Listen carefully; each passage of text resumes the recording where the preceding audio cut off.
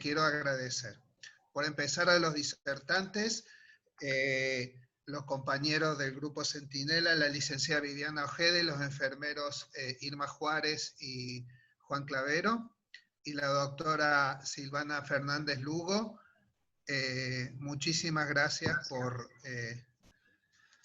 tan generosamente ofrecerse para esta charla entre todos. También muchas gracias a todos los que están participando hoy, a los que organizaron esta reunión, a la licenciada Ramona López y a Alejandro, la parte técnica.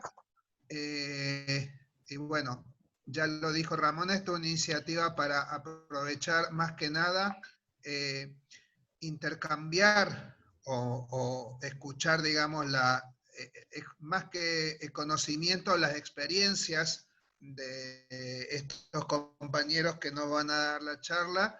Creo que nos va a aportar mucho a todos la experiencia acumulada de los compañeros e intercambiarla con la experiencia de todos los participantes. Así que de mi parte nada más, muchas gracias a todos y espero que sea una noche muy fructífera. Gracias, Ricardo. Voy a hacer un pedido muy especial a todos los participantes que por favor cierren sus micrófonos para poder escuchar a los disertantes. Y si se generan preguntas, pueden enviarlas al mail de donde se inscribieron o al chat y vamos a ir levantándolas para leerlas al final. Y al final van a responder los oradores todas las preguntas. Vamos al inicio al webinar con los primeros disertantes, los integrantes del equipo Centinela del Ministerio de Salud Pública del Chaco. Ellos son la licenciada en enfermería Viviana Ojeda, enfermera en control de infecciones, la enfermera Irma Juárez, también enfermera en control de infecciones, y al enfermero Juan Clavero, a quienes invito a presentarse y presentar su tema brevemente, contarles cuáles son las actividades que llevan a cabo dentro del equipo Centinela, que para muchos es una actividad que no es conocida.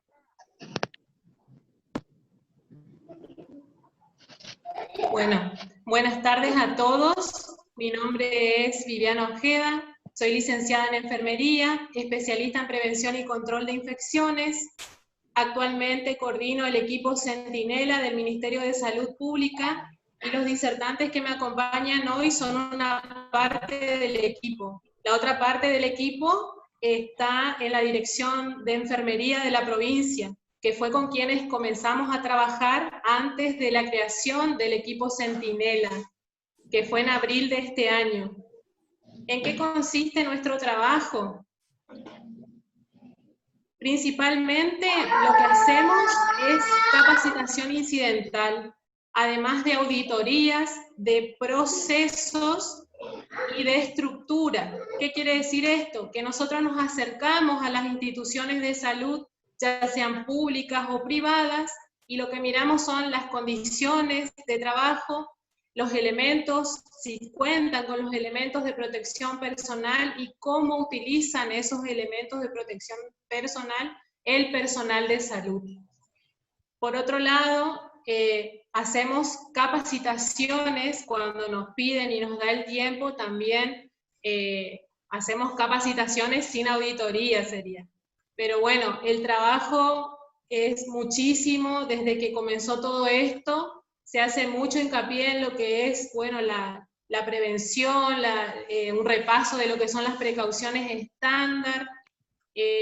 La verdad que es un equipo excelente, que pone el alma, el corazón, el cuerpo, no hay fin de semana, no hay un descanso para esto porque es lo que nos gusta y desde nuestro lugar queremos aportar a todos nuestros colegas que trabajan en salud y otros también porque se incorporaron otros ministerios, por ejemplo, el Ministerio de Desarrollo Social, trabajamos mucho con ellos, con la residencia de adultos mayores, así que desde nuestro lugar queremos aportar nuestro granito de arena para poder sobrellevar esta situación, digamos. Bueno, como para comenzar,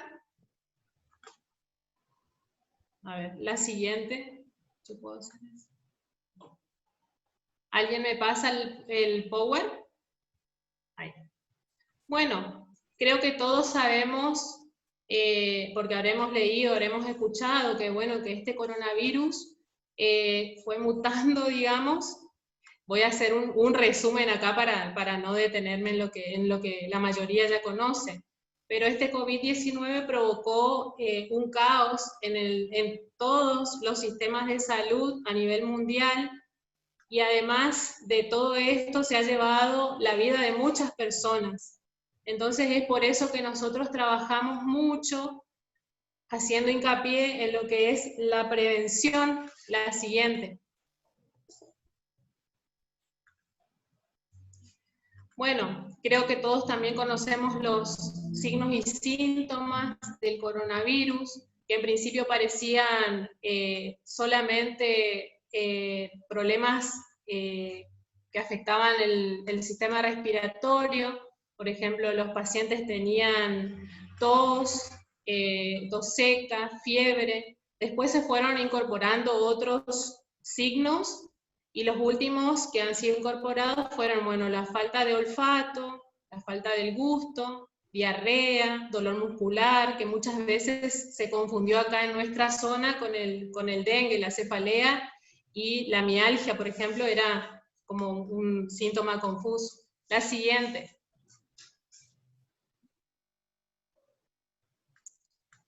Mecanismos de transmisión. Hasta hoy, lo que podemos decir, según la Organización Mundial de la Salud, es que se transmite por el aire, ¿sí? Pero a través de las gotitas de flush. Estas gotitas de flush, cuando uno habla, tose o estornuda, que salen contaminadas con este virus, puede infectar.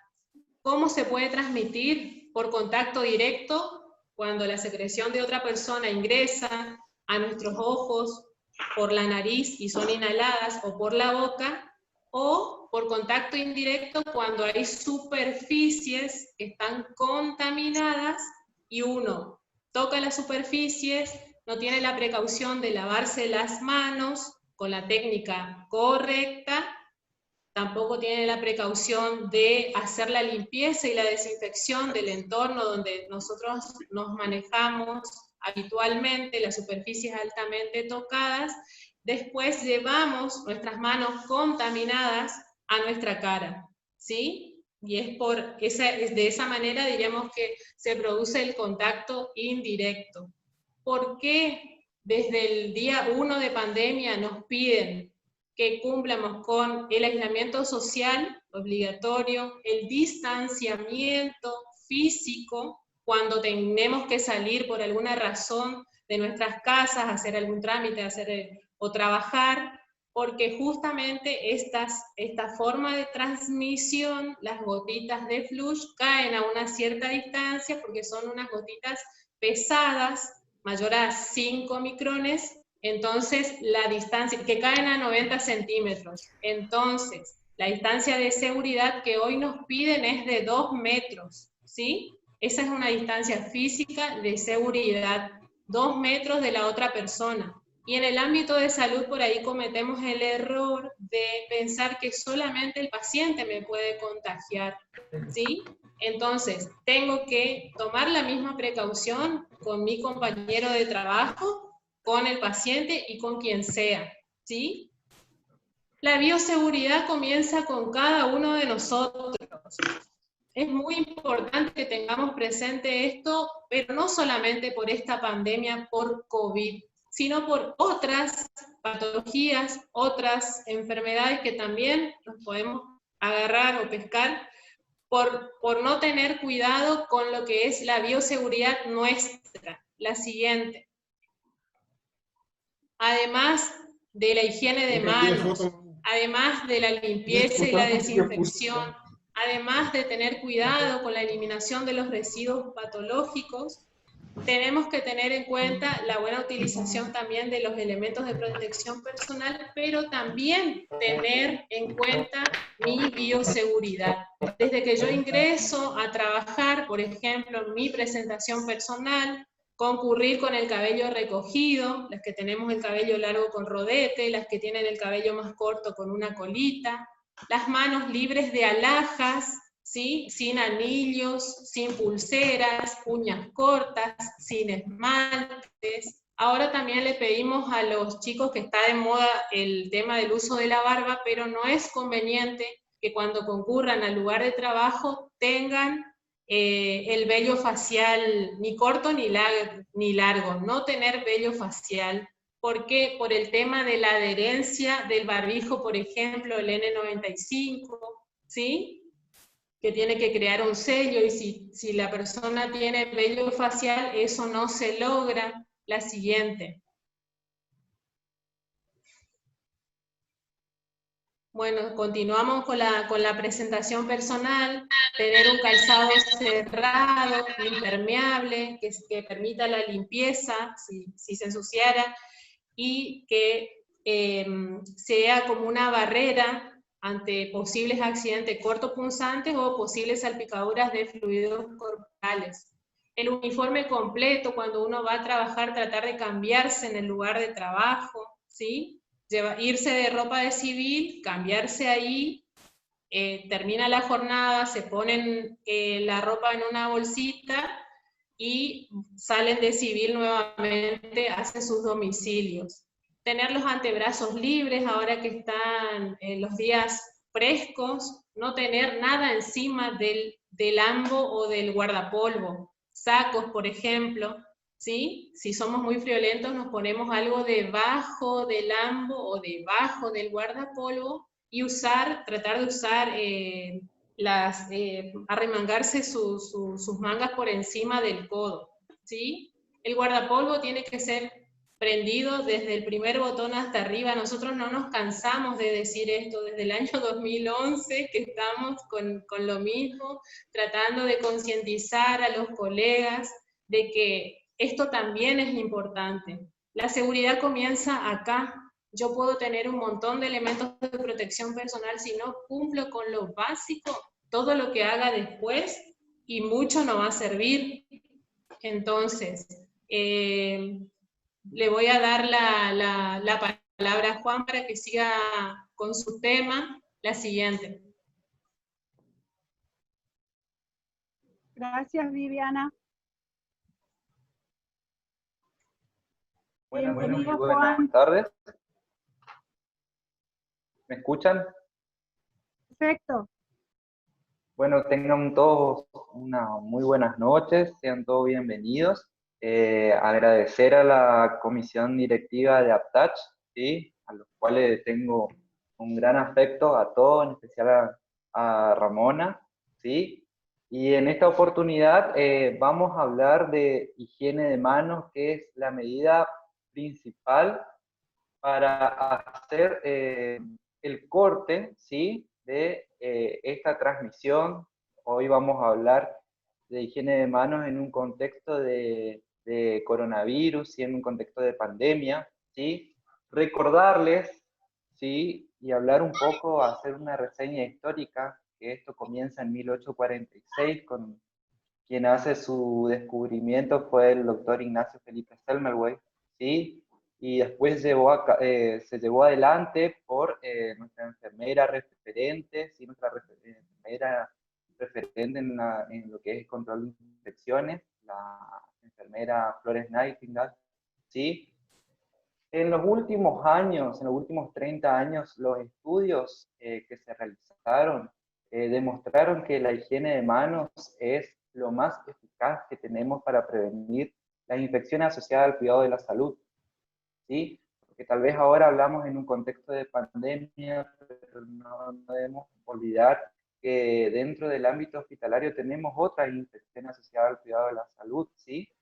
Justamente por no realizar esta práctica. no solamente las infecciones asociadas al cuidado de la salud, sino hacer, combatir, ¿sí?, la resistencia antibiótica, que es algo muy importante y que está en auge en estos momentos, ¿sí? Y recordarles que cada 5 de mayo nosotros conmemoramos, ¿sí?, el lanzamiento global para mejorar la adherencia de la higiene de manos. ¿Sí? Este lanzamiento se dio en 2009, ¿sí?, por la Organización Mundial de la Salud. Y tal vez este año debería haber concluido este estudio, ¿sí?, que realiza la Organización Mundial de la Salud, pero justamente se dio todo esto de la pandemia y por ahí los datos a nivel mundial, ¿sí?, en cuanto a lo que es la adherencia a la higiene de manos en las instituciones de salud, no se pudieron dar lamentablemente, ¿sí? Así que esperamos que el año que viene tal vez podamos conocer todos estos datos, ¿sí? También contarles que a través de ADESI, que es la Asociación Argentina de Enfermeras en Control de Infecciones, ¿sí?, a fines del 2018 y principios del 2019, se realizó un curso de observación de higiene de manos, donde se arrojaron datos, ¿sí?, tanto como en el Hospital Perrando, como en el Hospital Pediátrico, se hicieron observaciones al personal de la salud, los cuales dieron unos resultados de quiénes, no vamos a decir, no ahora, quiénes se lavaban más las manos y quiénes se lavaban menos, en qué momento realizaban la higiene de manos, ¿sí? Y de esta forma íbamos viendo quién mostraba mayor adherencia a lo que es la higiene de manos, si respetaban los 5 momentos, ¿sí? Y todas estas cuestiones que son importantes. La siguiente.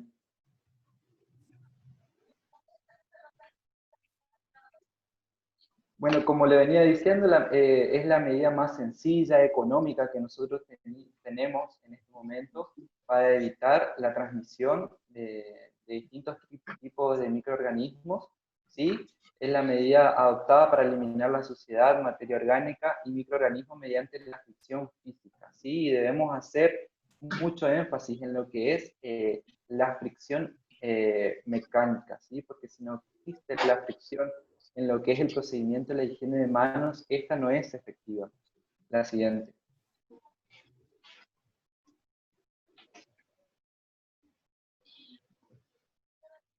Es la medida primordial para reducir las incidencias de las infecciones y la propagación de los microorganismos, ¿sí? Lo que mejora la seguridad del paciente, porque por ahí uno está enfocado en realizar la higiene de manos porque nos cuida a nosotros, pero también debemos recordar que nosotros como profesionales de la salud debemos brindar cuidados, una calidad en los cuidados de los pacientes, ¿sí? La siguiente. Bueno, para hacer algunas recomendaciones para que el lavado de manos sea efectivo, ¿sí? Una de las primeras recomendaciones son la siguiente: la utilización o la no utilización de esmalte de uñas, el largo de las uñas, ¿sí? No está recomendado por una cuestión de que si uno presenta las uñas largas o las uñas pintadas, no es efectivo la higiene de manos. No usar uñas artificiales ni extensiones, ¿sí? Cuando se tenga contacto directo con los pacientes. Esto hablando en un contexto que nosotros trabajamos en el hospital, pero esto en la vida diaria para las personas comunes también es esta recomendación, ¿sí? Mantener las uñas cortas, ¿sí? Con un diámetro de 0,5 centímetros. Es lo que recomienda la Organización Mundial de la Salud. La siguiente.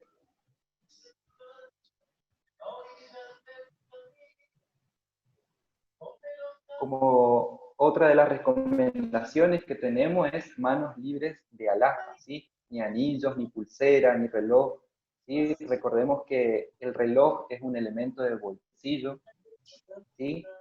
Siempre debe estar en el bolsillo, ya sea el enfermero, médico, quien trabaje, porque dificulta la higiene de manos y este microorganismo lastimosamente le gusta mucho el metal, ¿sí? Y si no nos sacamos los anillos y las alhajas, la higiene de mano no va a ser efectiva. Por ahí ustedes van a leer alguna bibliografía que permite la alianza, ¿sí? Como nosotros decimos con nuestro colega, que ningún microorganismo hace distinción de que si estás casado o no, a soltero, digamos, y debajo de la alianza igual no se seca, no se llega a secar y genera humedad, ¿sí?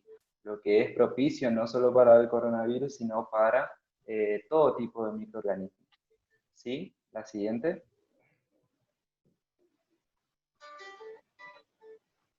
Como recomendación, como había mencionado la licenciada Ojeda, el tema de los antebrazos, ¿sí? Siempre deben estar, si van a utilizar una remera a mangas largas debajo del ambo, esta debe permitir arremangarnos hasta por encima del pie del codo, ¿sí? Para que esto no dificulte la higiene de manos cuando la realizamos. ¿Sí? Acá vemos dos imágenes.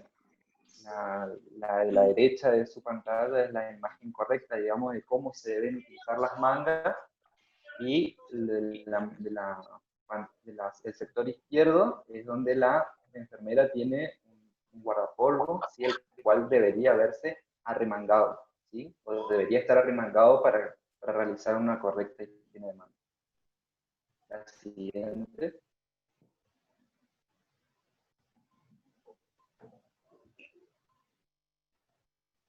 Recordarles también cuáles son los 5 momentos para la higiene de manos en el ámbito clínico, digamos. Sí, estos 5 momentos son los 5 momentos que recomienda la Organización Mundial de la Salud y que están demostrados, ¿sí? No es que son momentos que recomendamos nosotros en particular, sino la Organización Mundial de la Salud. Son momentos que están estudiados, que el primero es antes de tocar el paciente, ¿sí? El segundo es antes de realizar una tarea limpia o aséptica. El tercero, después de haber tenido un contacto con fluidos corporales o estar expuestos al contacto con estos. El cuarto momento es después de haber estado en contacto con el paciente, y el quinto momento es después de haber estado en contacto con el entorno del paciente, ¿sí? Momento 1 y 2 son los que cuidan al paciente, y momento 3 y 4 son los que cuidan al personal de la salud. También recordarles que gracias a este estudio que le comentaba al principio, uno haciendo las observaciones en terreno, pudimos observar que el quinto momento es el que menos se cumple, ¿sí? Yo digo que porque también está muy relacionado o se presta confusión con el cuarto momento, ¿sí? Que es después de tocar al paciente, porque si bien algunas personas entran en la habitación del paciente y no tocan directamente al paciente, o tocan su mesa de luz, tocan la baranda de la cama, no realizan una higiene de manos por el solo hecho de no haber tocado al paciente, pero sí estuvo en contacto con el entorno del paciente, ¿sí? Así que hay que prestar atención a este momento, que es uno de los momentos que no se cumple aún. Nosotros decimos, aún teniendo 3 momentos a favores nuestros, tenemos uno que no lo cumplimos, ¿sí? Recordemos también que estos 5 momentos son estándares de calidad. Siguiente. ¿Qué soluciones vamos a utilizar para la higiene de manos? Jabón neutro, jabón común, soluciones de base alcohólicas o alcohol gel, las soluciones sanitizantes, ¿sí? O gluconato de clorhexidina al 4%. Recordarles que este virus es un virus, SARS-CoV-2, es un virus muy lábil, ¿sí? Su membrana lipoproteica se destruye muy fácilmente con cualquier solución jabonosa, ¿sí? Con el jabón más común que tengamos, es automáticamente destruido, ¿sí? Siempre y cuando, como les decía al comienzo, exista la fricción mecánica para poder eliminarlo. La siguiente. En cuanto a la técnica, ¿sí? Vamos a ver la técnica con solución de base alcohólica, ¿sí? ¿Cuál es el primer paso? Vamos a colocar una solución, la solución de base alcohólica en las palmas de las manos y vamos a comenzar la fricción frotando palmas con palmas, ¿sí?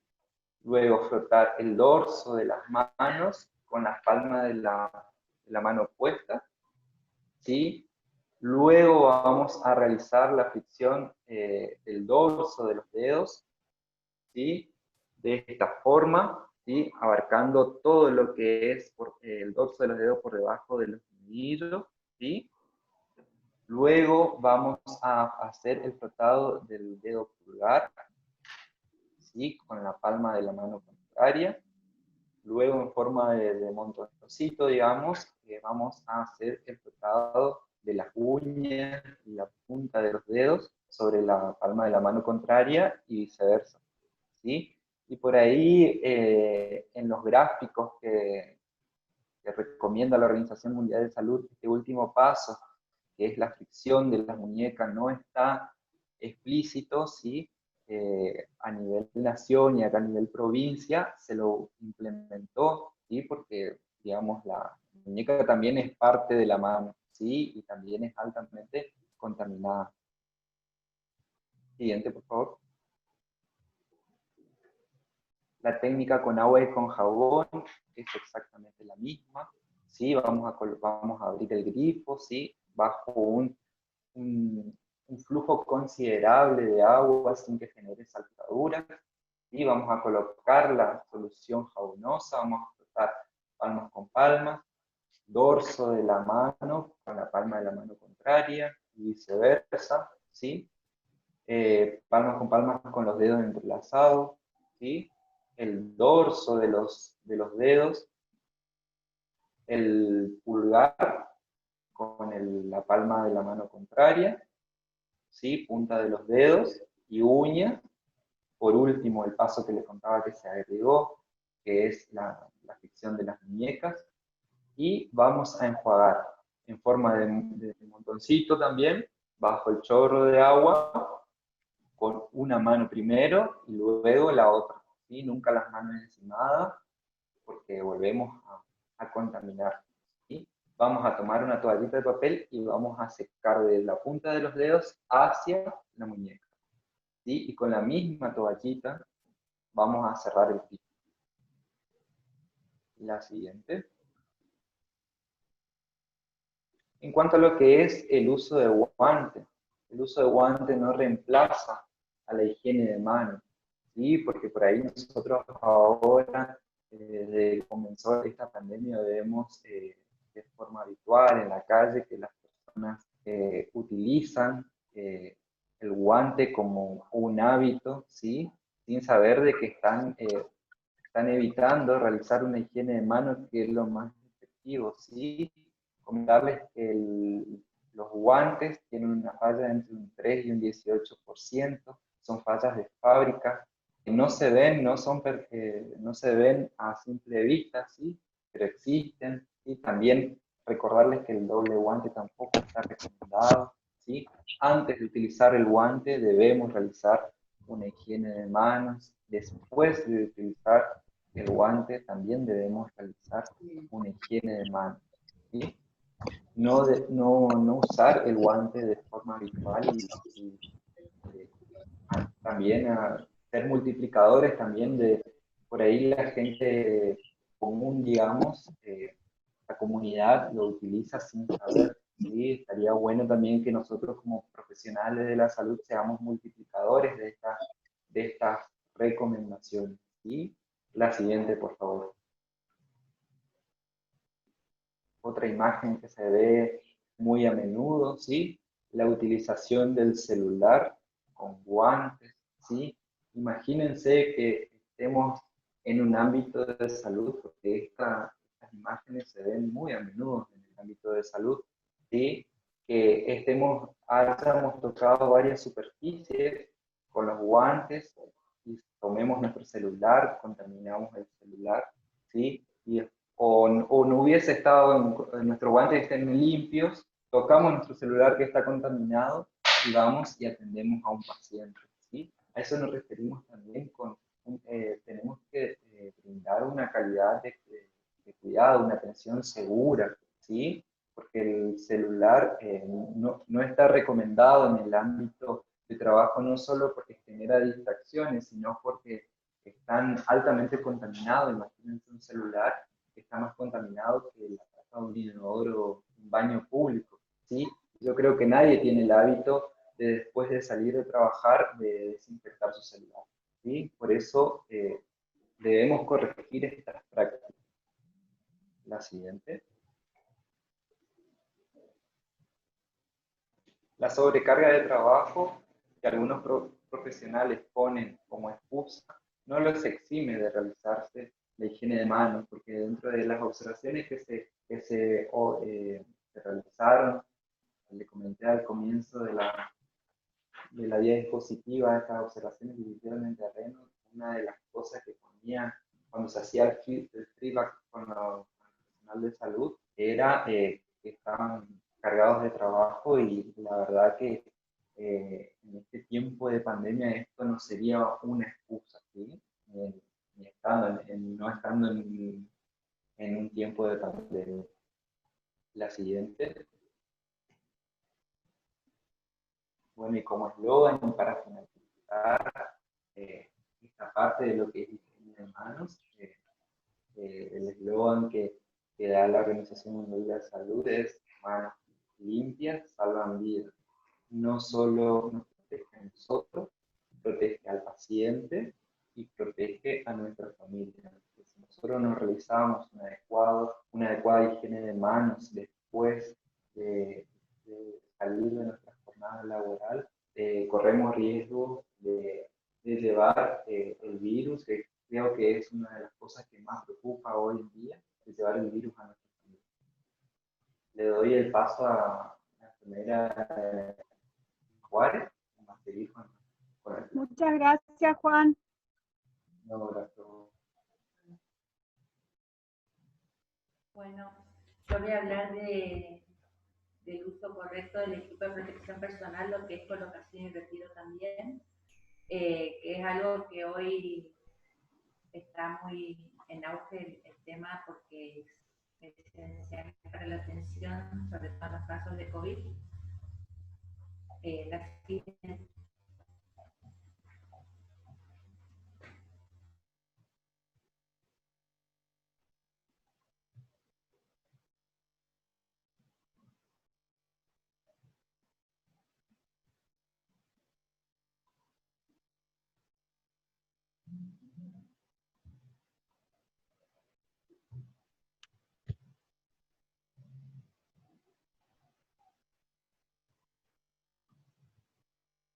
La siguiente.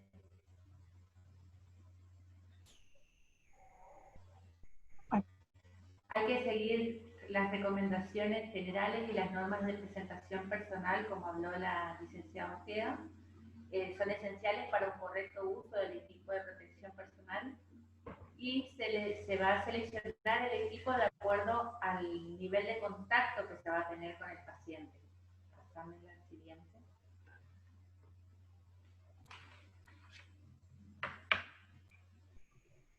La siguiente. Bueno, para un procedimiento generador de aerosoles, ahí es donde se defina el barbijo N95, la antiparra o máscara facial, los guantes y el camisolín hidrorrepelente. ¿Cuáles son los anteriores? Los elementos, los procedimientos que generan aerosoles: la intubación, la aspiración de secreciones en circuito abierto, la toma de muestras, la colocación de sonda nasogástrica, también todo lo que implica una manipulación de la vía aérea, y también la atención odontológica. En lo que es la atención directa sobre el paciente con riesgo de exposición de fluidos, ahí va un barbijo común, la protección ocular, que eso para todo se necesita la protección ocular, guantes y el camisolín hidrorrepelente. El riesgo de fluidos es donde hay secreciones presentes y donde pueda haber exposición a secreciones como por ejemplo el baño en cama o la higiene del paciente, donde podemos llegar a tener contacto con fluidos corporales. La siguiente.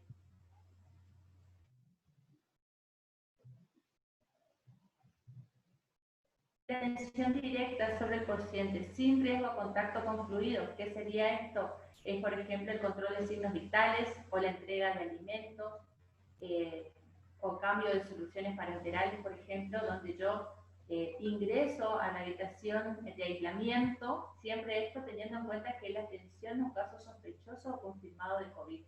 No está indicado para el uso continuo los elementos de protección personal. Entonces, cuando no hay riesgo de contacto con fluidos corporales del paciente, se usa camisolín común. Los hidrorrepelentes hay que reservarlos para esas maniobras que generan aerosoles y el riesgo de contacto con fluidos. La siguiente. Bueno, lo que es la colocación del equipo de protección personal se debe realizar antes de ingresar a la unidad de aislamiento. Tenemos que tener en cuenta de que hoy está indicado el uso de protección respiratoria y ocular en todo momento. Entonces, al momento en el que vamos a ingresar a la unidad de aislamiento, a la habitación donde se encuentra el paciente sospechoso o confirmado, ahí es donde nos colocaremos el equipo de protección completo. La siguiente. Acá vemos el orden de colocación. ¿Por qué dice el gorro o cofia en caso de usarlo? Porque no está indicado la cofia como elemento de protección personal para lo que es el aislamiento de COVID-19, sino que se lo considera en el momento de que se realiza una maniobra que genera aerosoles. Después va el camisolín, el barbijo, la protección ocular y los guantes. La siguiente. Primero, antes de iniciar la colocación de los elementos de protección personal, tenemos que hacer en lo posible un lavado de manos o si no, por lo menos una higiene con una solución de base alcohólica. La siguiente. Ahí es el momento donde nos colocaríamos el gorro o cofia descartable para el procedimiento que genera aerosoles. La siguiente. Siempre teniendo en cuenta la colocación y que cubra todo el cabello por completo. Y acá se ve cómo son los pasos para la colocación del camisolín. Siempre intentando no sacudir, se lo despliega de manera tranquila, por decirlo de una manera, para evitar generar movimientos bruscos. Se coloca, se anuda primero en forma de moño, a la altura del cuello de la nuca, después a la altura de la cintura. La siguiente.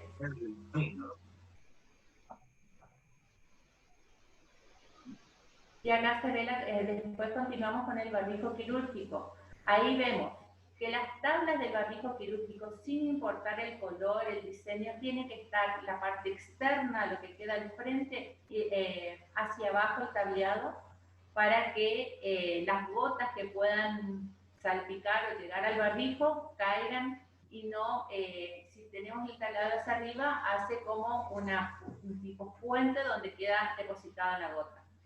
Después se procede al ajuste de la parte nasal, del alambre, la parte metálica a nivel del puente de la nariz, y después se procede a atar las tiras, en el caso de que tenga tiras, la tira superior en la parte alta de la cabeza y la tira inferior al nivel de la nuca. Evitar cruzar las tiras para evitar que se generen ángulos en la zona de los laterales para donde no realizaría el filtrado correspondiente, sino que sin cruzar, estirarlo bien para que saliera lo más cercano a la cara. La siguiente. El barbijo respirador N95, acá vemos distintos modelos, donde se ven, por ejemplo, los 3M, que son de uso médico, y las otras también hay de uso industrial, pero se están usando para esta situación de pandemia, que la diferencia es que los de uso médico, uso quirúrgico, los productos médicos tienen como una capa de hidrorrepelencia que no tienen los de uso industrial. Esa sería la diferencia en este tipo de barbijo. La siguiente.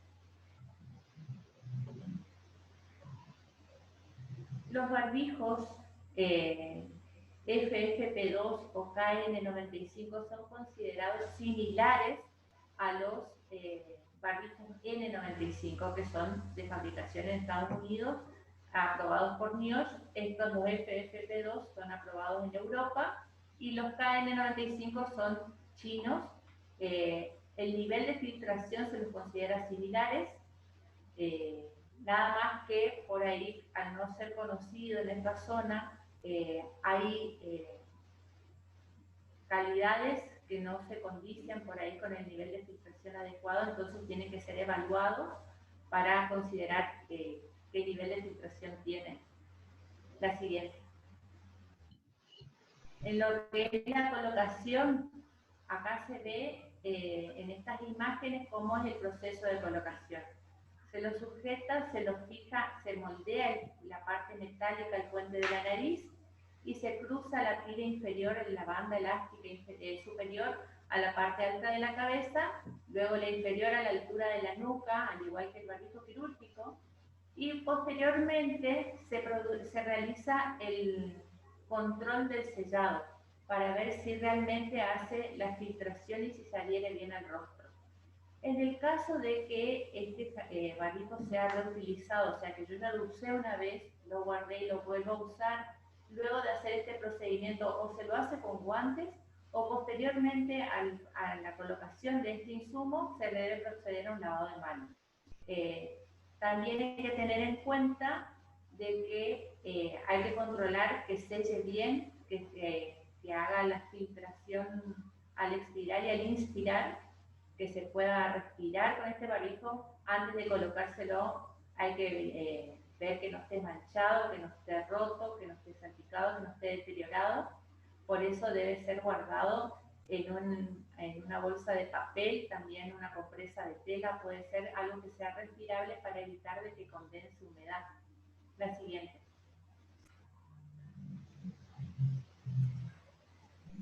La protección ocular. Teniendo en cuenta el procedimiento que vamos a realizar, existen distintos tipos de protección ocular. Debe ser colocado de manera tal de que quede bien fijada y que no se mueva, porque tenemos que tener en cuenta que una vez colocado todos los elementos de protección personal, ya en el ambiente contaminado no podemos estar ajustándonos o recolocándonos elementos. Entonces es imprescindible que tenga una buena fijación y que una vez colocado nos aseguremos de que no se mueva, de que no se nos caiga o no se nos salga. Debe cubrir la totalidad del ojo y los laterales para evitar de que ingresen gotas, y hace una barrera física entre la gota y las mucosas. La siguiente. Bueno, en lo que es el uso de guantes, se lo coloca al último para evitar justamente contaminarlo con el resto de los elementos de protección personal, porque también tenemos que tener en cuenta brindar una atención segura y de calidad a nuestros pacientes. Se va a tener en cuenta qué tipo de procedimientos vamos a realizar, y ahí pasamos a lo que es la elección del tipo de guante que vamos a usar. Una vez que seleccionamos el tipo de guantes, tendremos en cuenta la técnica de colocación. Lo que se recomienda es que sea un solo par de guantes para justamente el uso de todos estos elementos genera un trabajo, pérdida de destreza e incomodidad, y más si tenemos que usarlo por tiempo prolongado en unos procedimientos largos. Se recomienda un par de guantes. Si es un procedimiento como, por ejemplo, intubación, cirugías traumatológicas o limpieza del entorno, donde vamos a manejar trapo de piso, esa cosa, el personal de limpieza, ahí se permite, sería el doble guante, pero al momento de retiro se lo considera uno solo. No está indicado el doble guante justamente por esto de la pérdida de estrés en el. Se planteó también por ahí la situación de la rotura del guante. Tenemos que tener en cuenta que el COVID no ingresa por la piel de las manos, sino que ingresa por las mucosas. Entonces, ante una rotura de guante se procede a una higiene de manos y a colocarse un nuevo par de guantes. La siguiente.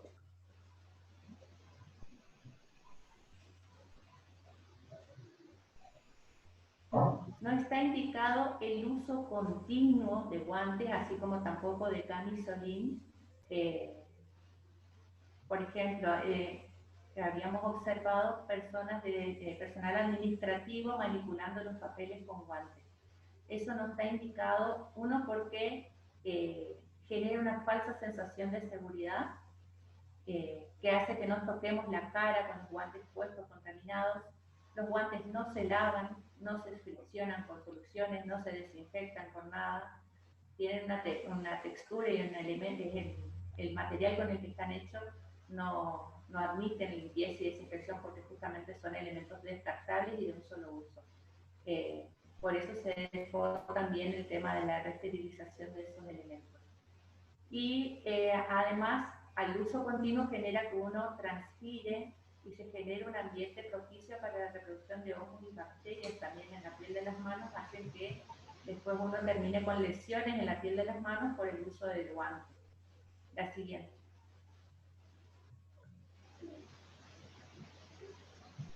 Y bueno, acá yo nombro las botas, pero no están indicadas como elemento de protección para COVID. Por eso se pide el calzado cerrado impermeable. El único momento en el que se usan botas descartables es en quirófano o en las impermeables para la limpieza de la unidad, en el caso de que haya riesgo de contacto con fluidos, para el personal que no tenga calzado cerrado e impermeable. Hemos visto que hay gente que anda todo el tiempo con todos los elementos de protección personal dispersando por todos lados. El tema del uso continuo del camisolín, por ejemplo. Yo voy andando, al ser una superficie más amplia, porque el camisolín no se amolda el cuerpo como el uniforme, genera de que entremos en contacto con distintas superficies y se vaya acumulando contaminación en este camisolín. Después, al momento en que yo voy a atender a un paciente, ya mi superficie está contaminada y no genera. Y después la otra cosa es que la suma de elementos, por ejemplo, acumular guantes y sacarlos como capas de cebolla tampoco genera, porque tenemos que tener en cuenta que los guantes tienen unas microfallas entre 3 y 18% que están admitidas y que entonces implica de que por eso el uso de guantes no nos exime de lavarnos las manos, lo decimos siempre, porque justamente traspasa la barrera del guante una mínima cantidad de gérmenes. Y en el tema de la bota, no está indicado porque el piso siempre se considera contaminado bajo cualquier circunstancia, y al igual que el calzado, entonces no indica la necesidad de un uso de botas, porque no generaría riesgo, teniendo en cuenta de que cómo es la forma de transmisión, por dónde ingresa el virus, por la cara. Entonces lo que tenemos que cuidar es la cara y la mano que llevamos a la cara. La siguiente.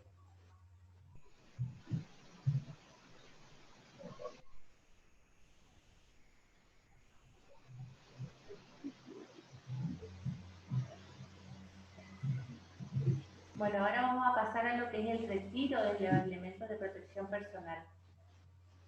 Vamos a ver la siguiente. Una vez que yo terminé la atención con mi paciente, yo procedo al retiro. ¿Qué es lo que me voy a sacar primero? Los guantes, por ser lo más contaminado, lo que más estuvo en contacto con el paciente, seguido del camisolín antes de salir de la habitación. Una vez afuera, ya donde voy a proceder a la limpieza de mi protección ocular, ahí procedo al retiro de ese elemento, y el barbijo, sobre todo si se vio contaminado, procedo al retiro, y por último la bota. La siguiente. Acá se observa la técnica del retiro del guante. Se retira pellizcando con la mano enguantada la muñeca, la parte de la muñeca de la mano puesta. Se procede al retiro de manera lenta para que quede en la parte interna, la parte contaminada, mientras que se lo va agarrando y formando un bolsito en la mano puesta. La siguiente.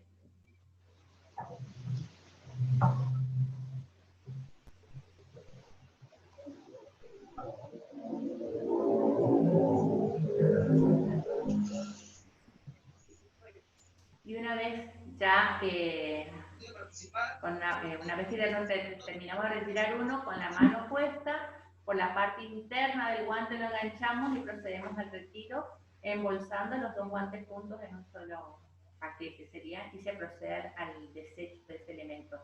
Si se estuviesen usando más de un guante, en este momento se retiran los dos guantes o los guantes que se hayan colocado, porque posteriormente la siguiente. Se procede a la higiene de manos con solución de base alcohólica. En este proceso, este momento del retiro de los elementos de protección personal, nosotros solicitamos siempre de que sea controlado por otro personal para justamente advertir cualquier error en ese momento de retiro que pueda poner en riesgo a la persona que se está quitando los elementos, y esa misma persona, si no hay un lugar ya o un dispenser cerca fijado a la pared, por ejemplo, o algún lugar donde haya una solución de base alcohólica, esa persona que está controlándole a su compañero le puede brindar el alcohol en gel para que se realice la higiene de manos en este momento. La siguiente.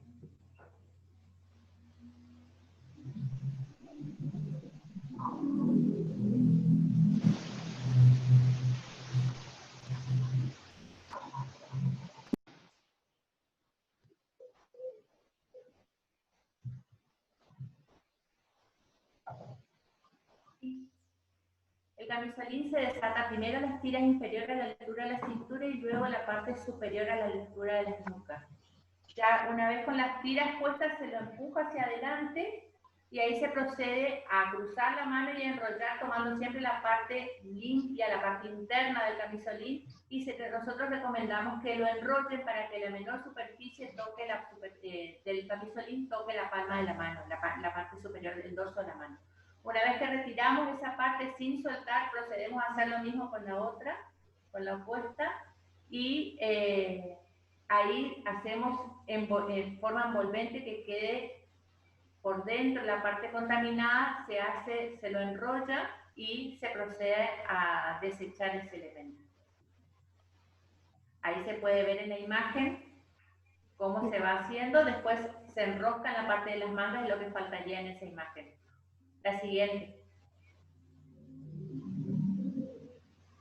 Para retirar la protección ocular siempre debemos tener en cuenta que todo lo que es la parte frontal nuestra es la parte más contaminada. Entonces se debe tomar por los laterales y retirarlos hacia arriba, en lo posible inclinándonos un poco hacia adelante, justamente para evitar roces o contaminación con ese elemento, y se lo deposita en el lugar donde se va a proceder a la limpieza. Por eso nosotros decimos que ya fuera de la habitación.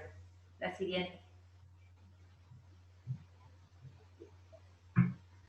Y lo mismo el retiro del barbijo. Primero se retiran las tiras inferiores, se desatan, por eso siempre es recomendable hacerlo con un moño para evitar el corte o la rotura, al igual que el camisolín, porque para no hacer el golpe en seco, que podría ser desprendimiento de lo que haya adherido en nuestro elemento de protección.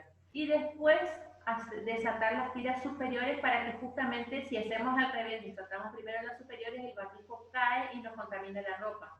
Entonces siempre tener en cuenta desatar primero la parte inferior y después la superior. Y sujetándolo de las tiras, proceder a desecharlo sin tocar el frente, que es lo contaminado. La siguiente. Bueno, en lo que es el respirador N95 lo mismo, primero la banda elástica inferior y después la superior, sin tocar el frente, retirarlo y colocarlo en una bolsa de papel o en una compresa de tela para guardarlo, siempre que esté rotulado. Y la siguiente. Según el Ministerio de Salud de la Nación, dura de 7 a 15 días, pero como esto es variable de acuerdo a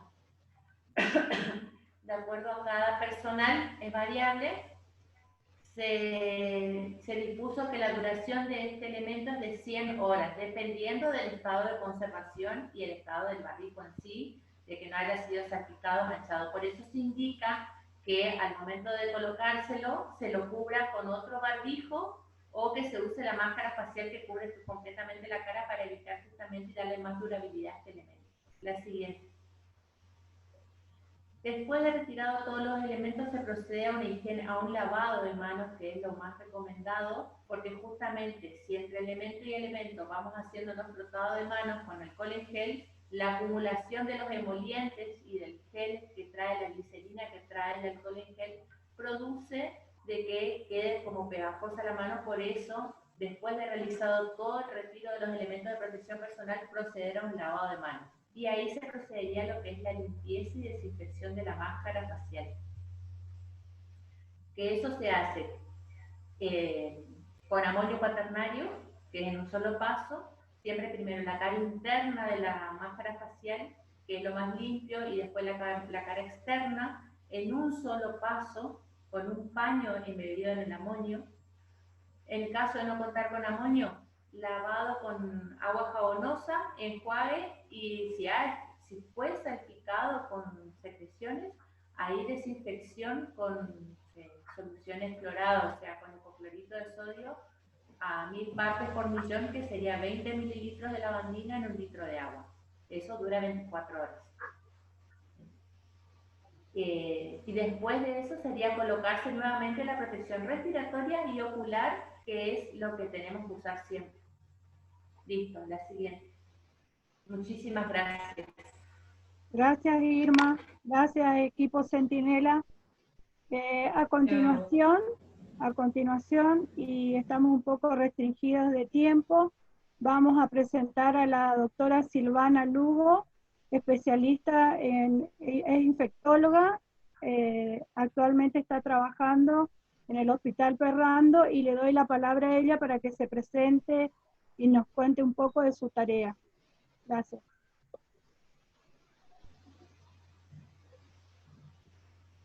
Silvana. Sí, ¿me escuchan? Bien, perfecto.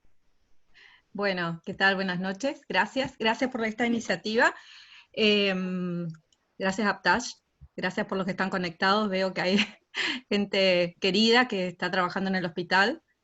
Silvana, disculpa, te cuento que hay gente de Tucumán, de Jujuy, de Entre Ríos, de todo el interior del Chaco, de todos los hospitales, centros de salud.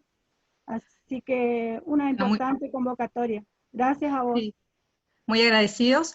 Y en realidad esta iniciativa de hacer este webinar es, como decía al principio Ricardo Maskin, es compartir con ustedes esta realidad. Ustedes saben que Resistencia, el Gran Resistencia y el Chaco es hoy el tercer distrito más afectado por el coronavirus.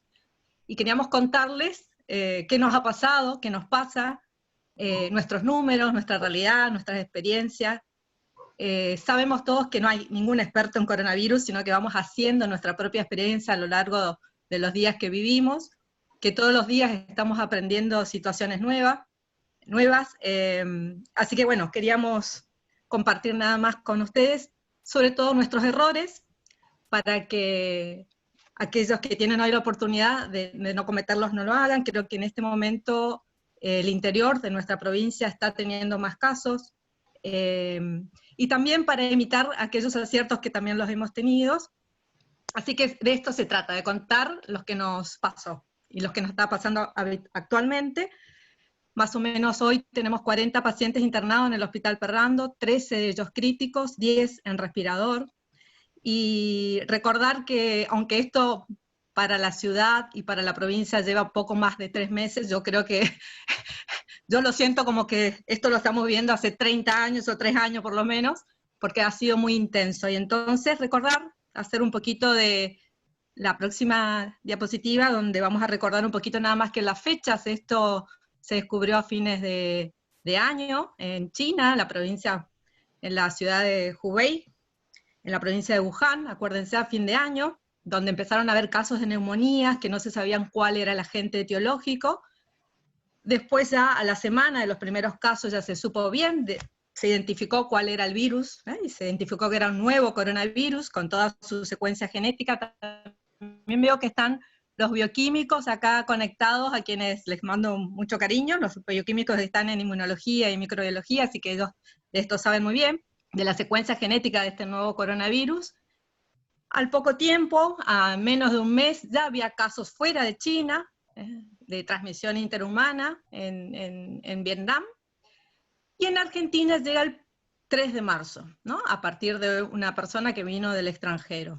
El 11 de marzo, la OMS declara al brote del COVID, que es la manera de COVID-19, que es la manera de nombrar a la enfermedad, SARS es el agente, SARS-CoV-2 es el agente, y COVID-19 es la enfermedad, es declarada pandemia.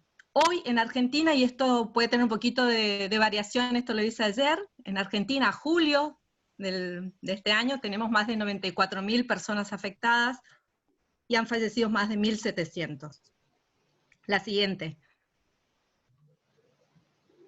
Entonces, es muy importante y queremos referirnos a uno de los sectores que somos nosotros más afectados, que somos el personal de salud, de este virus tan transmisible, porque precisamente nuestra actividad laboral tiene sus riesgos. Junto con la gente de seguridad, es una de las actividades que más incidencia tiene, más afectados estamos de esta nueva infección. Les quiero contar que aproximadamente, no tengo el dato exacto, pero hoy, a julio del 2020, en el Chaco llevamos más de 270 personal de salud afectado.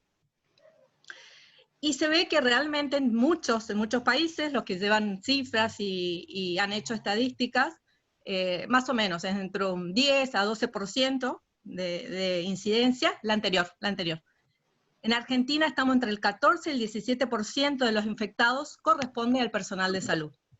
Fíjense que China refiere un poco menos, pero Italia y España están bastante similares. Estados Unidos también 10 a 12%. Es muy importante este tema del personal de salud como... no, la anterior, seguimos ahí nomás. ¿Por qué es importante la afección del personal de salud?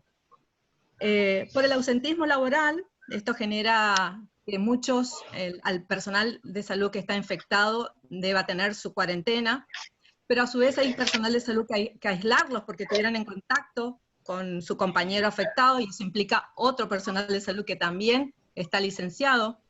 Acuérdense que hoy por hoy, y les cuento, en el Hospital Ferrando somos 2.500, un poquito más, de personas, de las cuales más de 600 están gozando de la licencia extraordinaria, o sea, ya no están trabajando desde marzo, desde el inicio de la pandemia, con lo cual si a eso le sumamos personal infectado, o personal que está aislado por haber estado en contacto estrecho, se imaginan el impacto de ausentismo laboral, que es importantísimo, ¿no? Entonces yo puse ahí en el slide, dice solidaridad, porque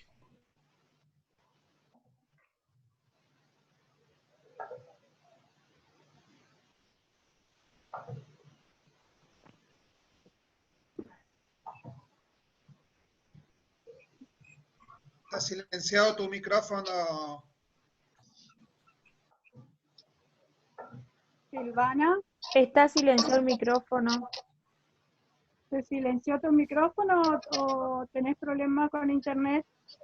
¿hola? Ahí te escuchamos. Entonces les decía la importancia de la afección del personal de salud como infectados o como contacto estrecho, porque esto genera ausentismo laboral importante. Acuérdense que también hay personal de salud que hoy goza una licencia extraordinaria por tener factores de riesgo, y si a eso le sumamos el personal infectado más el personal aislado por contacto, implica una gran sobrecarga laboral de un personal que es esencial. Somos irreemplazables, ¿sí? Yo diría, somos imprescindibles. No. Por otra parte, ¿cuál es el riesgo de un personal de salud afectado? Es transmitir a los propios pacientes, que es una población vulnerable, transmitir a los propios compañeros de trabajo, eso se llama transmisión horizontal, y por supuesto transmitir a nuestra familia. Por todo esto, esta realidad es fundamental intentar, con el conocimiento y la capacitación, adquirir la infección en nuestro ámbito laboral. La que sigue.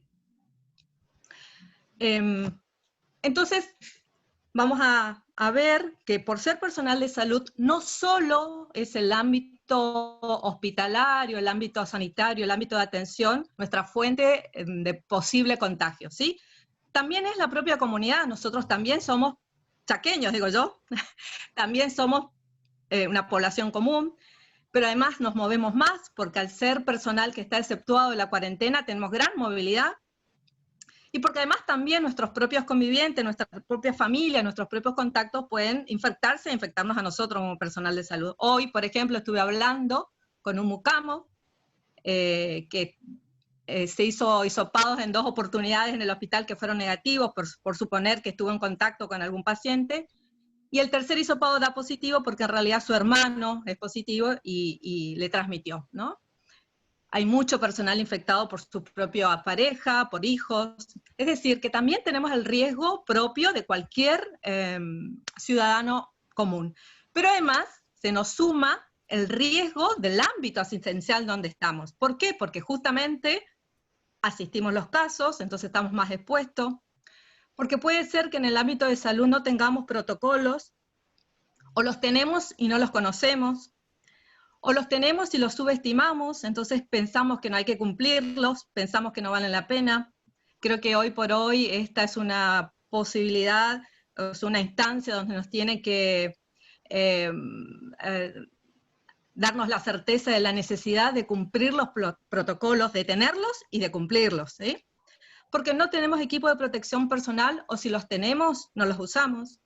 Y por supuesto por la cantidad de empleo que hoy tiene el personal de salud, que está en diferentes ámbitos asistenciales, que comparten el área privada y el área pública o viceversa, y eso nos expone mucho más al riesgo de adquirir la infección. El siguiente. Entonces, miren, les quiero contar, esta es una línea de tiempo y se lo agradezco, esta me lo prestó la doctora Fousal, la bioquímica que está en inmunología, que hace cabeza en el procesamiento de las muestras, en los hisopados en el hospital para coronavirus, para contarles un poquito la historia, ¿no? Acuérdense que el primer caso en Argentina fue el 3 de marzo, y ya el 9 de marzo, acá en Resistencia, tuvimos los primeros 2 casos confirmados, que son estos 2 casos que hoy están en los medios por una cuestión legal, digamos, ¿no?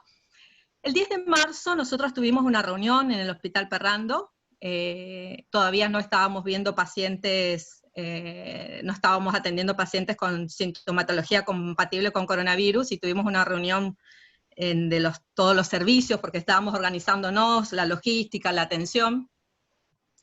El 11 de marzo la OMS declara como pandemia, y el 13 de marzo tenemos la primer colega del Hospital Perrando con diagnóstico de coronavirus, ¿sí? 3 días después de esa reunión donde esta colega asistió, supimos que ella era positiva.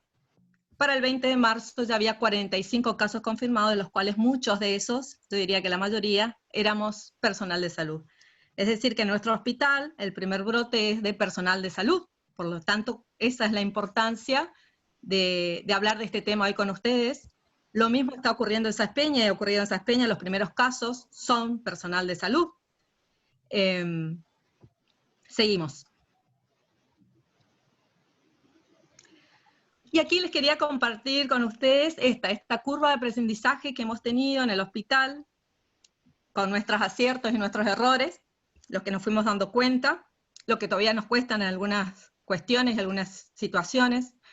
Entonces, el principal error, creo que del hospital, y eso quiero compartir con ustedes, porque quizás ustedes están en otros ámbitos hospitalarios, en ámbitos sanatoriales, en lugares de atención, y quizás esto les sirve. El primer error fue habernos focalizado como único lugar de riesgo, de transmisión, y el único lugar donde quizás se insistía más en el uso del equipo de protección personal, fueron en aquellos lugares donde se suponían que venían a asistirse los pacientes con sospecha o confirmados de coronavirus, como el área del triage, como el área de consultorios febriles donde se realizan los hisopados, o por supuesto la unidad COVID donde se internan los pacientes confirmados o altamente sospechosos. Entonces quizás se concentró en el hospital, en esas áreas, y después nos dimos cuenta que el riesgo de transmisión y el problema del coronavirus estaba en todo el hospital. Hoy por hoy no hay servicio que no haya tenido algún paciente con coronavirus, no hay servicio donde no haya habido un personal de salud infectado. A partir de ahí, intentamos un cambio, digamos, cultural, o insistir en que todo el personal de salud asistencial estuviera en el servicio que estuviera, traumatología, ginecología, salud mental, usara el equipo de protección personal básico, un barbijo quirúrgico y un protector facial, ¿no? Una máscara facial o una antiparra.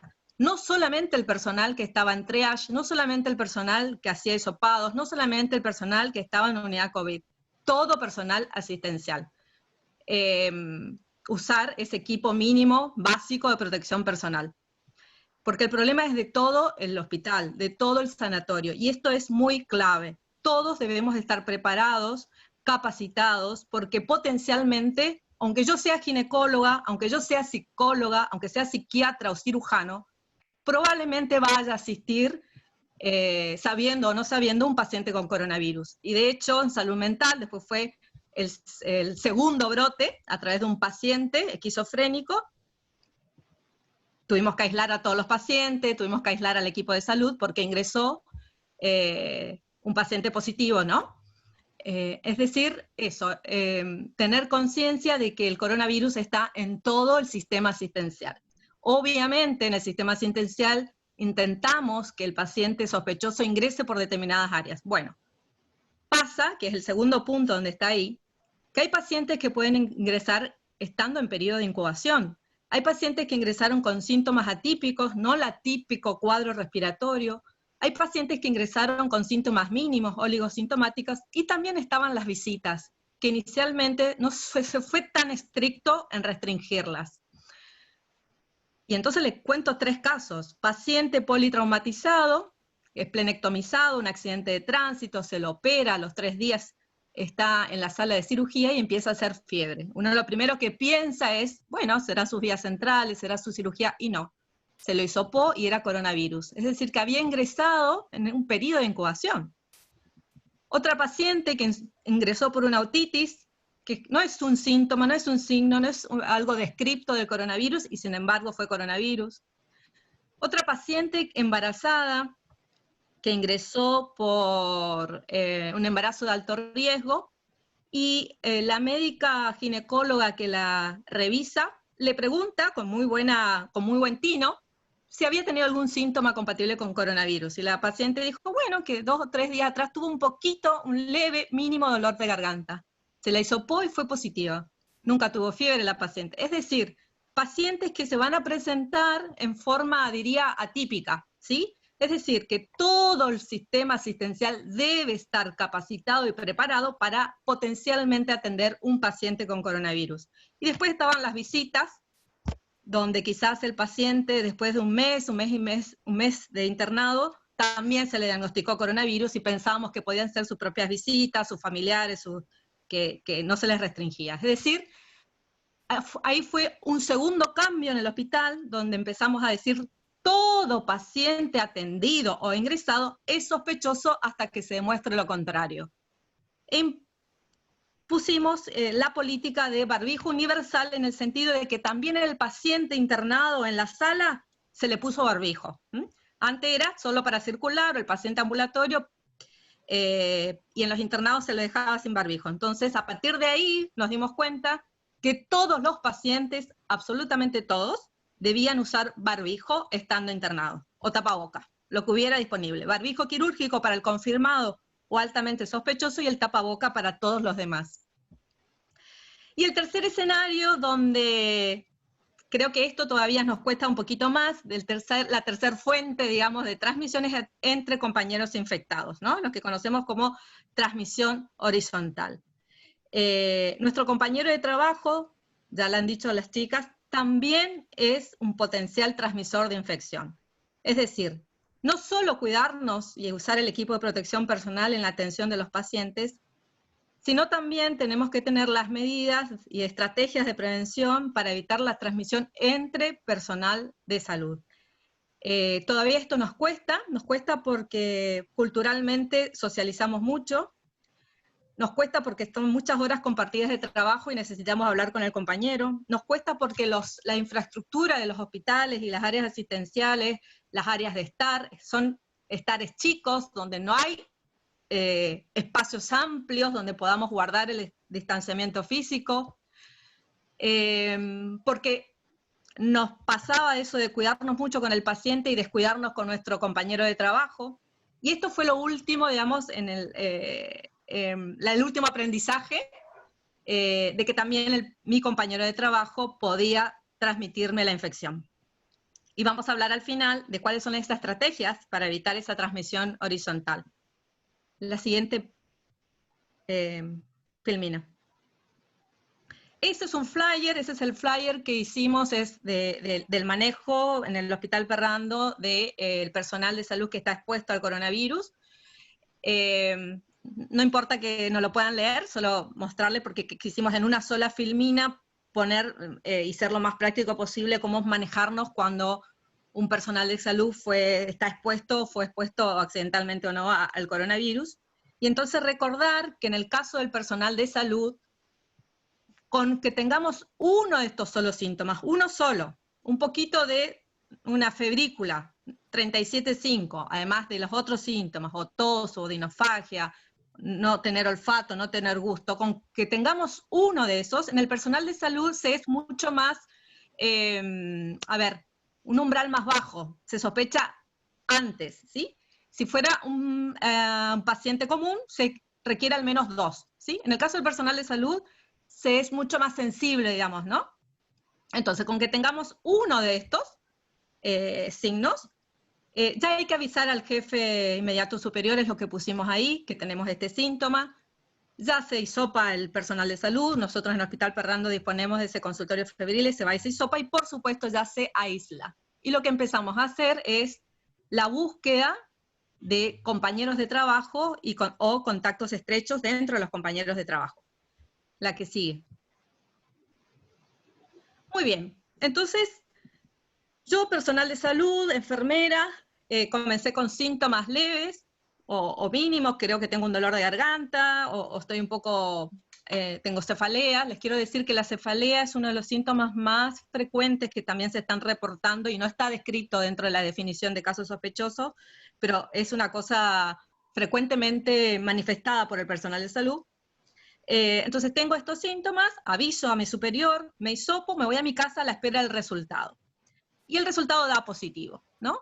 Entonces lo que hacemos nosotros es la búsqueda de aquellos compañeros que estuvieron en contacto con ese personal al menos 48 horas antes de que inicia los síntomas de ese compañero de trabajo, ¿no? Si mi compañero de trabajo comenzó a tener síntomas el viernes, todos los que estuvieron compartiendo con él desde el miércoles anterior ya podrían estar en riesgo de una transmisión. Ahora bien, el riesgo lo tengo si yo no usé equipo de protección personal, ¿sí? Esto es muy importante que lo tengan en claro. Sobre todo, ¿cuál? El barbijo quirúrgico, ¿sí? Si yo no usé barbijo quirúrgico, o mi compañero que fue positivo no usó barbijo quirúrgico, o ambos no usamos barbijo quirúrgico, acompañados o no por otro equipo, por otro elemento del equipo de protección personal, es decir, antiparra, o máscara facial, o camisolín, o guantes, lo más importante acá es el barbijo. Si yo no usé, o mi compañero no usó, o ambos no usamos, ese es el contacto estrecho que va a requerir aislamiento, ¿sí? O por supuesto que yo estuve trabajando, ahí está, dice en la filmina, a menos de 2 metros, pero siempre y cuando no usé barbijo, ¿sí?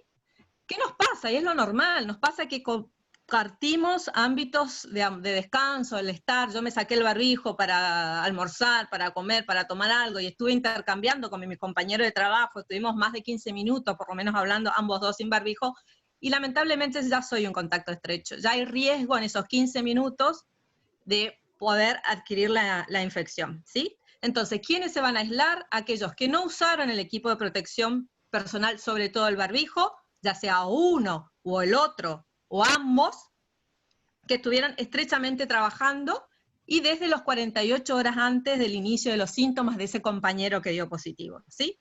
El resto de los compañeros no hace falta que se aíslen, es decir, si usamos constantemente el equipo de protección, si yo nunca me saqué el barbijo, ni siquiera cuando estaba al lado de mi compañero, siempre estuve, digamos, a distancia de mis compañeros, ¿no? o estuve con mi compañero que dio positivo, pero la verdad que si él comenzó el viernes, yo recién lo había visto, compartimos la guardia el lunes anterior, es decir, más de 48 horas, ese personal de salud no está en riesgo, ¿sí? Aquí es muy importante el equipo de protección personal, digamos, ¿no? Sobre todo el barbijo. Entonces, los que no se aíslan no quiere decir que no vayamos a hacer algo. Sí, el que no se aísla porque usó equipo de protección personal, se le hace, o mejor dicho, se hace automonitoreo de síntomas. La próxima. Automonitoreo de síntomas. Aquel personal que no se aísla porque tuvo el equipo de protección personal constantemente con su compañero de trabajo, lo que tiene que hacer es monitorearse los 14 días desde el último día de contacto con el compañero que dio positivo, por si aparece alguno de estos síntomas que habíamos hablado antes, ¿no? Si aparecen, se hará el hisopado y se tendrá que aislar. ¿Y qué pasa con aquel que sí se necesita aislar porque no usó barbijo, porque la verdad compartí mate, porque la verdad que minimicé, porque nunca pensé que mi compañero era positivo? Es lo que nos... habitualmente cuando uno hace la búsqueda epidemiológica de los contactos estrechos, es lo que nos dicen. La verdad que sí, doctora, es verdad, estuvimos compartiendo, almorzamos juntos. Entonces, ese que se va a aislar son 14 días de aislamiento domiciliario a partir del último día de contacto con el compañero que dio positivo. Y no está recomendado, que es otra pregunta frecuente, otra demanda frecuente. No hace falta hisopar si no hay síntomas. Me aíslo 14 días y me reintegraré al trabajo después de esos 14 días. Si en esos 14 días hubo desarrollo de síntomas, esa es la oportunidad para hisoparse, ¿sí? Miren, les cuento. La mayoría, ¿qué hace? ¿O qué hacemos? Me entero que mi compañero con el que compartí la guardia 3 días atrás y que a lo mejor en un momento no usamos barbijos, estuvimos en el mismo estar, dio positivo, inmediatamente la reacción generalizada de la gente es querer hisoparse, ¿sí? Querer hisoparse, quiero saber si tengo. No está recomendado un hisopado en alguien que esté asintomático, ¿sí? ¿Por qué? Nos ha pasado, la gente corre a hisoparse, que el primer hisopado es negativo, y después yo tengo 14 días para desarrollar síntomas. Después sí tengo síntomas y hay que volverlo a hisopar cuando está asintomático, de tal manera que la verdad que se gastan recursos, ¿no? El hisopado es para aquel que tiene síntomas, porque el aislamiento de 14 días hay que hacerlo. Tenga o no tenga síntomas, lo tengo que hacer, ¿sí? 14 días. En fin. La siguiente. Entonces, decíamos esto de qué importante que es intentar evitar contagiarme, ya sea del paciente, ya sea de mi compañero de salud, por supuesto que en casa también. Solo le quiero contar como anécdotas de mucho personal de salud que hoy goza de la licencia extraordinaria, que igual se infectó, queríamos protegerlo no viniendo a trabajar, y nos enteramos de que se contagiaron de la hermana, de la abuela, de la tía, con lo cual también debemos evitar intentar contagiarnos de nuestros convivientes, digamos, ¿no? Entonces, ¿cuáles serían las estrategias que podemos utilizar? Y es importante que las sepamos, las conozcamos, para disminuir, diría yo, la posibilidad de contagio entre el personal de salud. Hoy lo que se está haciendo es el triage en el personal de salud, que es el control de temperatura. Hay 4 o 5 servicios en el hospital donde ya tienen el termómetro infrarrojo y están haciendo un checklist.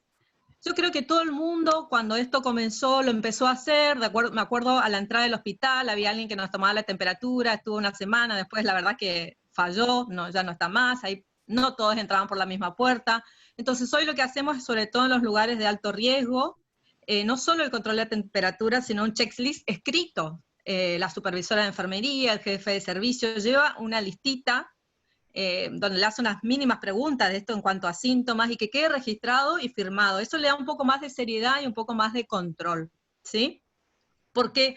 Porque hay que detectar tempranamente cuando un personal de salud es positivo. Es lo que le decía, de tener un umbral bajo de sospecha. No hay que minimizar los síntomas. Nos pasa lo siguiente, quiero compartir con ustedes. O nos hisopamos a cada rato y no tengo síntomas, o tenemos síntomas y decimos, un resfrío nada más. Esto no ha pasado también cuando hubo un brote en una de las pastillas en el servicio de clínica, tanto de personal de salud como pacientes, y hacíamos el interrogatorio. Mucho personal de salud nos decía, doctora, creía que era un resfrío nomás, ¿sí? Eso es minimizar síntomas, ¿sí? Hace poquito Carla Bisotti, que es del Ministerio de Salud de Nación, fue muy, digamos, sus expresiones fueron muy viralizadas, donde dijo ella, hoy por hoy un resfrío es coronavirus, y es verdad. Por lo menos acá en el Chaco, donde hay circulación comunitaria, circulación local, en conglomerado y comunitaria, hoy por hoy 2 estornudos es coronavirus hasta que se demuestre lo contrario.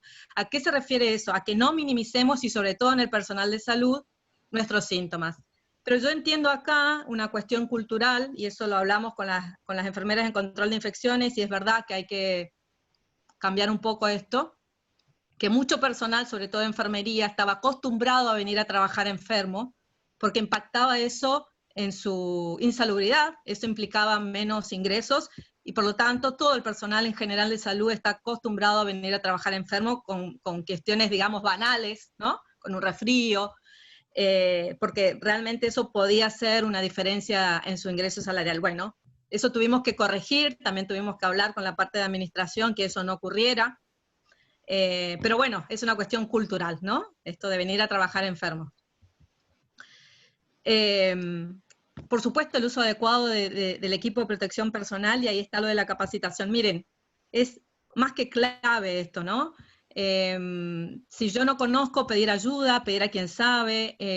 Si la capacitación no ha ido a mí, yo voy a la capacitación, me refiero, hay mucha gente que, bueno, se ha manifestado que la capacitación no lleva a todo, puede ser, a veces la comunicación falla en un hospital, por lo menos en el Hospital Perrando, que es un hospital tan grande. Bueno, sin embargo, también tuvimos de otros servicios la iniciativa de pedir ellos su capacitación, digamos, de organizarla e ir hacia ellos, ¿no?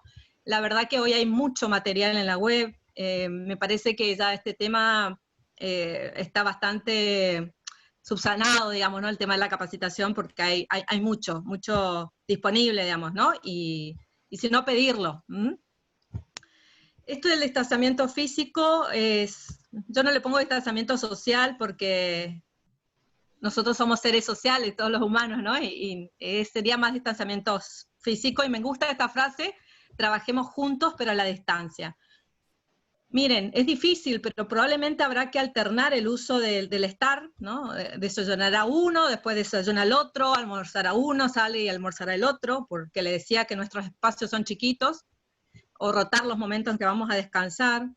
Yo hace poco vi un webinar en Alemania, pero los alemanes no son latinos, y entonces dice que ellos, pero corrigieron esto y lo pudieron hacer, el hecho de no compartir espacios entre el personal de salud. Bueno, nosotros somos latinos y somos mucho más, ellos no tienen el mate, nosotros sí, digamos, ¿no?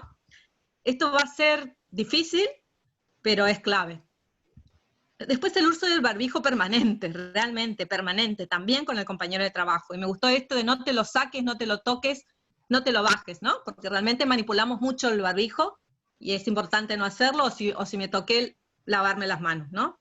Y por supuesto de las actividades grupales, lo estrictamente hacer si es muy necesario. Para eso tenemos todos estos métodos, ¿no? Que estamos aprendiendo todos a usar estos métodos virtuales. La siguiente. No sé si se puede ver este pequeño videíto, Alejandro, que lo hizo el Hospital Sí, Posada. ahí ponemos. Dura un minutito y está muy gracioso, pero la verdad que demuestra todas las cosas que hacemos mal, a veces inconscientemente, y que tenemos que intentar corregirlas. Sí, lo vemos.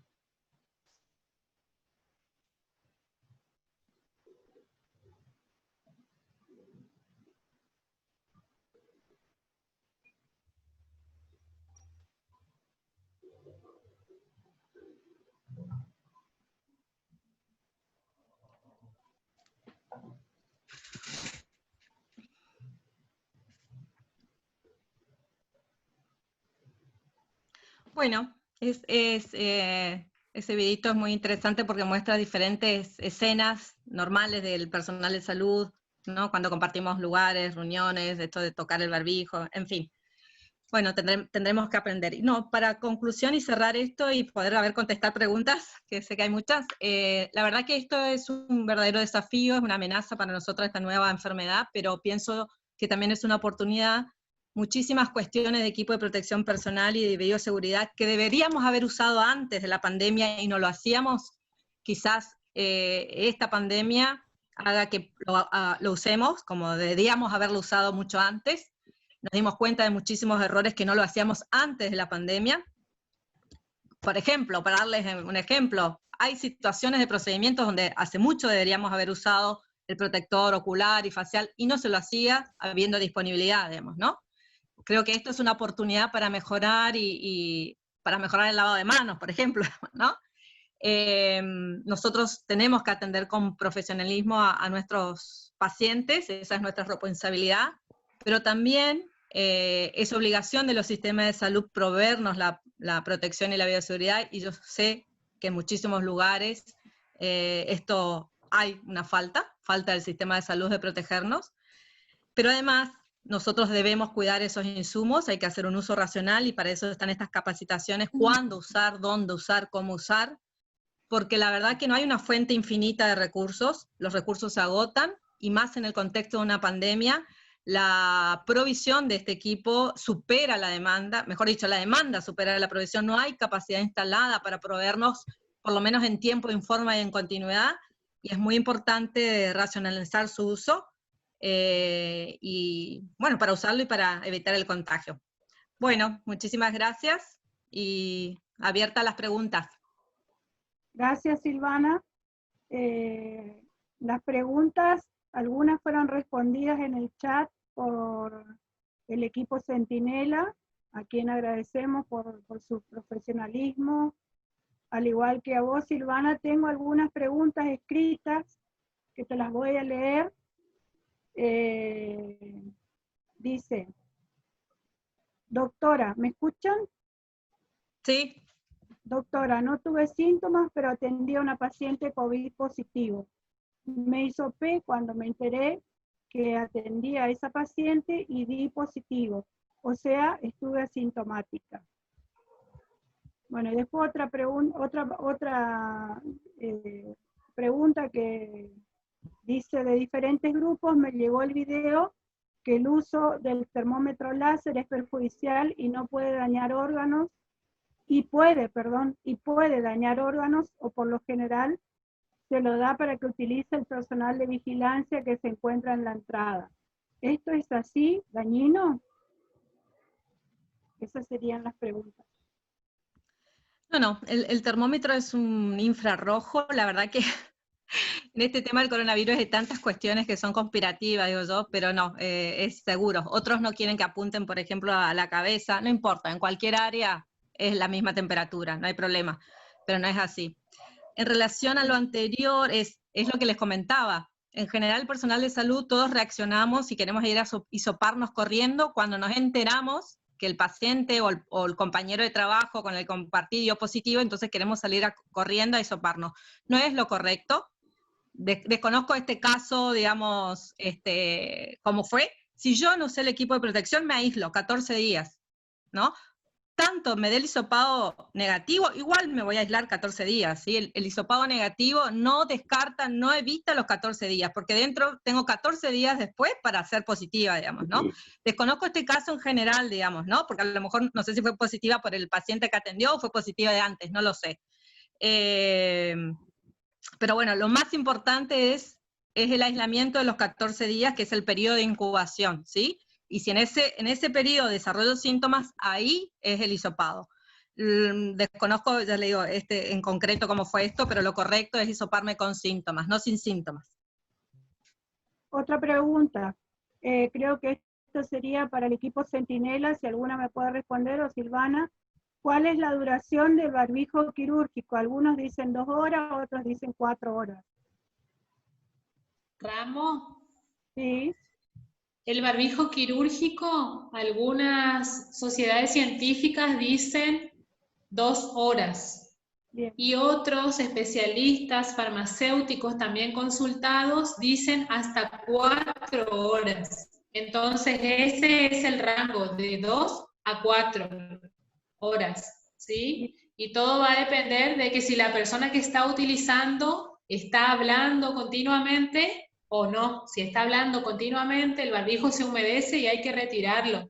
Así no llegue a las 2 horas o antes de las 4 horas hay que cambiarlo.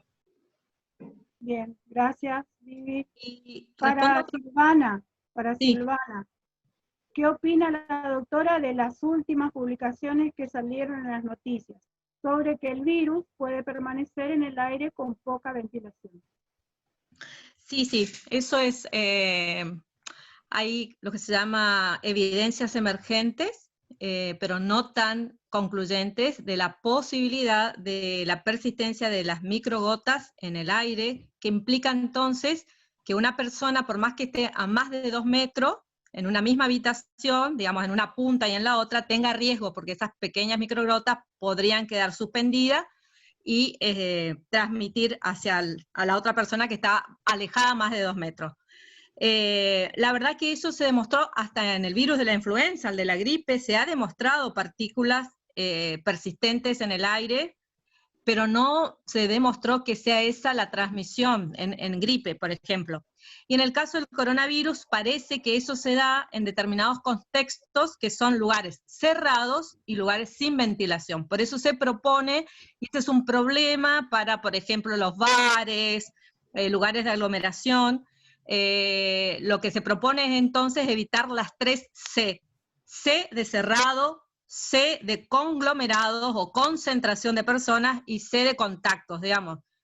Lo más importante sería, en este caso, lugares abiertos, lugares con ventilación y con pocas personas, digamos, ¿no? De todos modos, yo entiendo, va a ser es todavía una discusión, el tema de si hay o no transmisión aérea del coronavirus, digamos, ¿no? Porque eso implicaría muchos cambios, inclusive en el equipo de protección personal.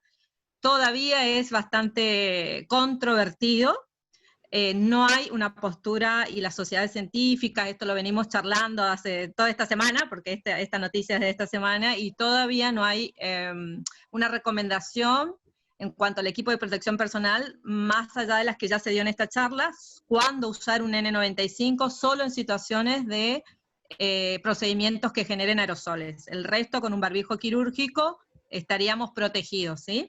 Lo de la OMS es sobre todo en lugares cerrados y con muchas personas, ¿no? El tema va a ser la habilitación de bares, como vieron que en Europa ya hay habilitación de esos espacios, eso podría cambiar un poco el tema. Bien. Alejandro, para vos nos piden que por favor pases el link donde está la grabación. Sí, se les va a pasar y se va a difundir. Una pregunta para todos. Los disertantes. Nos piden equipo de protección para el área quirúrgica. Y bueno, voy a responder algo, que el webinar es un webinar general, que después cada área debe tramitar un protocolo o habilitar un protocolo específico para las tareas que realizan. Pero como dijo la doctora Silvana, si ustedes en todas las áreas usamos barbijo quirúrgico, ya no el barbijo que usamos al principio. No sé si está de acuerdo Viviana y Silvana, que me están escuchando. Sí, Ramona. Para todo el equipo de salud, antiparras o mascarilla facial más barbijo quirúrgico. Inclusive para las personas que trabajan en las residencias de adultos mayores, Ministerio de Salud de Nación pide también a partir del mes pasado, de mayo, barbijo quirúrgico. Bien. Muy bien. En el chat tenemos muchos saludos, muchos agradecimientos y felicitaciones a ustedes, a las expositoras, a Juan, a Vivi, a Irma y a Silvana, de colegas y de gente que escuchó el webinar. Ramos, No sé si hay otras preguntas, si alguien... una intervención, Ramos. Sí, Quería aclarar para algunas cuestiones que estaban preguntando en el chat. Hay un protocolo provincial, el cual se lo revió y salió por resolución ministerial. Expertos, como también intervino el licenciado Ojeda, que es especialista en prevención y control de infecciones, ¿sí? Ahí está específico tanto la utilización del equipo de protección personal como, por ejemplo, la dilución del hipoclorito de sodio y con qué elementos o con qué soluciones vamos a realizar la desinfección para cada área, tanto quirúrgica, tanto para el manejo en un servicio de odontología, ¿sí? sí. Sí, Así lo que que dice está Juan es que hay un protocolo protocolo, lo que dice Juan es que hay un protocolo unificado que se trabajó con distintas áreas, tanto para salud pública como para salud privada. Hasta manejo de cadáveres incluye. Ese protocolo que está en la página, Vivi, en la página del ministerio, ¿de dónde la pueden bajar? Salió por resolución ministerial. ¿Cómo? 640. Por resolución. Sí, pero para la gente que no tiene... Sí, ahí ya me dice Irma bien el número. Ah, bien, bien. Si lo tienen, lo pueden subir como archivo al chat para que la gente lo tenga. O si no, lo subimos nosotros después, como ustedes quieran. Se los paso yo ahora, porque yo lo tengo en PDF, y la actualización sobre equipo de protección personal también les voy a pasar. Bueno, gracias, Irma. No sé si alguien más quiere agregar algo. Silvana. Yo quiero agradecerte a vos por todo el trabajo, por la invitación a TACH, a todos los que estuvieron escuchando y viéndonos en esta capacitación. Nada más que agradecer y pedir que sigamos en contacto, que cualquier duda o consulta que tengan, no duden en preguntarnos, que para eso estamos. En todo lo que podemos ayudar, vamos a estar. Gracias. Gracias a ustedes. Silvana, te leo un saludo de la doctora Adriana de la FESPROSA, es tu colega, infectóloga. Dice, excelente las exposiciones, hablar de lo básico es fundamental. Gracias por compartir la experiencia, orgullosa del nivel de mis compañeras de Chaco. Espero estén disponibles las charlas porque seguro las usaremos. En Tucumán, sin circulación comunitaria y conductas relajadas en salud. Felicitaciones. Bueno, gracias.